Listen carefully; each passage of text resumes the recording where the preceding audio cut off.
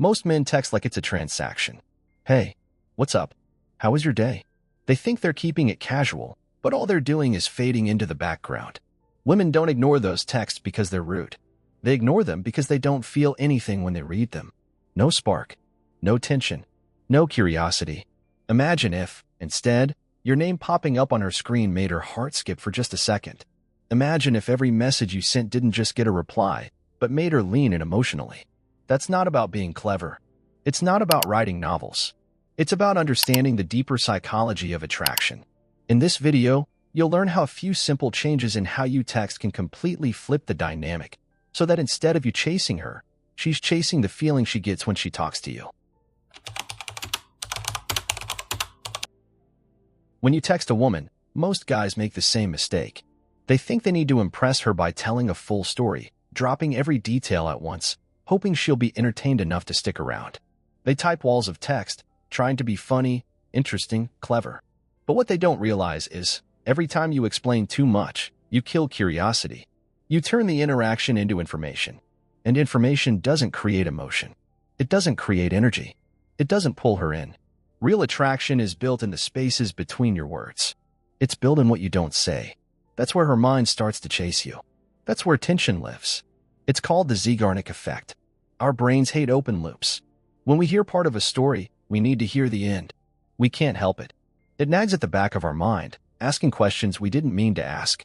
So instead of texting her the whole crazy thing that happened at work, you plant the seed. You say, "Remind me to tell you what happened today." You'd get a kick out of it. And you stop. You don't explain. You don't double text. You don't hint. You just let it sit there, buzzing quietly in the back of her mind. Now she's checking her notifications more than she wants to. She's wondering, maybe even trying to guess what you meant. You've triggered emotional engagement without saying a word more. And when you finally tell her the story, hours later, maybe even the next day, it doesn't need to be some Hollywood script. It just needs to be real. A little messy. Human. Maybe you tripped over a trash can. Maybe you overheard the weirdest conversation at a coffee shop. It's not about how big the story is. It's about how you make her feel included. Like she's the only one getting the full picture. That little emotional exclusivity? It's addictive. It makes her associate your messages not with boredom, not with obligation, but with excitement, curiosity, connection. Most men try to fill silence with words. But the men who understand attraction? They create space for her to feel. They know that mystery beats explanation every time. So next time you want her attention, don't dump your whole day into her phone. Leave a door slightly open and let her be the one who wants to step through it. Most men text women like they're trying to keep everything safe, predictable, comfortable. Good morning. Hope your day is going well. Sweet dreams. And guess what? It's not that she hates you for being nice. It's that you've made the entire emotional experience flat. She knows what you're going to say before she even opens the message. No tension, no spark, no feeling. But women don't crave safety in texting. They crave feeling something unexpected. A little emotional whiplash. A little tease followed by real presence. A small push followed by warm pull. That's why the emotional roller coaster is so powerful. It mimics the emotional highs and lows that real relationships create naturally. It makes her feel alive inside the conversation. It gives her something no good morning text ever could, emotional movement. It's simple. If she says she loves sushi, you don't just say, "Me too." You tease her lightly. "Sushi? That's basic. I expected something more mysterious from you." Then when she fires back, you soften the moment. But hey, maybe you're the kind of basic I could get addicted to. You see what happened? You created a wave. A little playful challenge, then warmth. A little distance, then intimacy. That's tension, and tension is magnetic. This isn't about being mean. It's not about negging. It's about keeping the emotional air charged, moving, alive. The moment your conversation feels like a flat road with no turns, her interest falls asleep. You need emotional corners, surprises, pauses, speed-ups, slowdowns. Think about the most unforgettable conversations you've ever had. Were they perfectly smooth? Perfectly polite? No, they had energy. They had moments where you weren't sure what would happen next. And that uncertainty? It made everything feel more real. That's what you're building here. You're not just texting to check in. You're texting to pull her in, to make her feel something different. And because you're leading the energy, You're the one who owns the frame. When you tease, she feels challenged. When you pull back, she feels the absence. When you lean back in with real warmth, she feels safe. It's a dance, not a chase. It's an emotional experience, not a transaction. Most guys chase comfort because they fear losing her. But comfort doesn't win her heart. Emotional variety does. That roller coaster isn't random.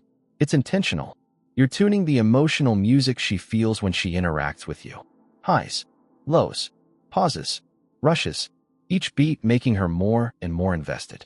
So next time you catch yourself about to send another boring text, stop. Think, what emotional shift can I create right now? How can I make her feel something she didn't expect? Because when you master that, she won't just reply, she'll crave your presence, and she won't even understand why. Most guys don't realize they lose a woman's interest the moment they start chasing her energy instead of protecting their own. It's not obvious at first. She takes longer to reply. Her messages get a little shorter, a little colder. And what does he do? He leans in even more. He texts faster. He double texts. He apologizes for things she didn't even notice, all in the name of showing he cares. But what he's actually showing is that her attention defines his value. And the second she feels that imbalance, something inside her shifts. Not because she's cruel, not because she's playing games, because on a deep, biological level, we are drawn to strength and repelled by neediness. She needs to feel you're standing still when she pulls away, not falling toward her. That's the foundation of the reverse chase dynamic. You don't chase when the energy drops. You match it, or you pull back even further. If she replies in an hour, you reply after an hour and a half. If her message is 2 words, your reply is 1 line. Not to punish her, not to manipulate, but to reflect reality. To show you live in alignment with yourself, not in reaction to her behavior. Because here's the secret, attraction is energy, and energy flows where it's respected. The more you chase her when she pulls away, the less energy she feels toward you. The more you mirror distance with calm distance, the more she feels your strength. And strength pulls harder than charm ever could. But this isn't about playing cold or acting tough. When she leans back in, when she sends that long message, asks a real question, shows emotional effort, you don't ignore it. You reward it. Warmly. Genuinely. You show that your distance wasn't hostility. It was standard. It was self-respect. And when you reward real effort with warmth, something incredible happens. She starts to chase you. She starts investing. Thinking about you. Wondering how you feel. And when a woman starts wondering about you, you're no longer fighting for attention. You are the attention.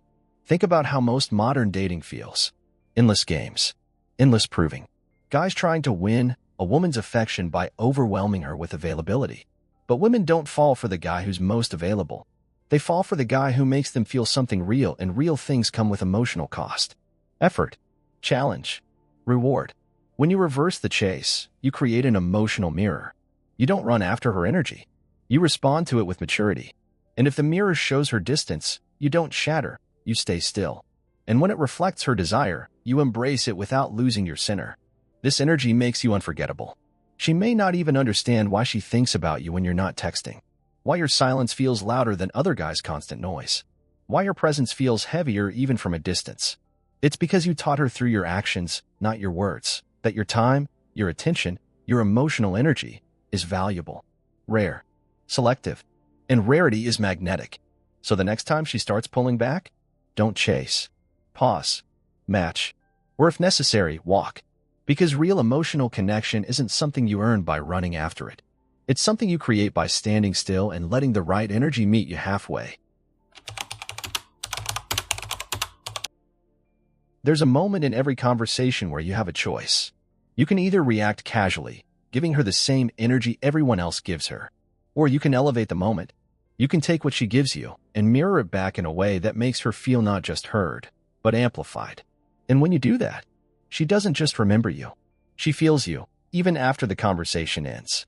Most guys don't realize that women are hypersensitive to emotional tone, not just to what you say, but to how you say it.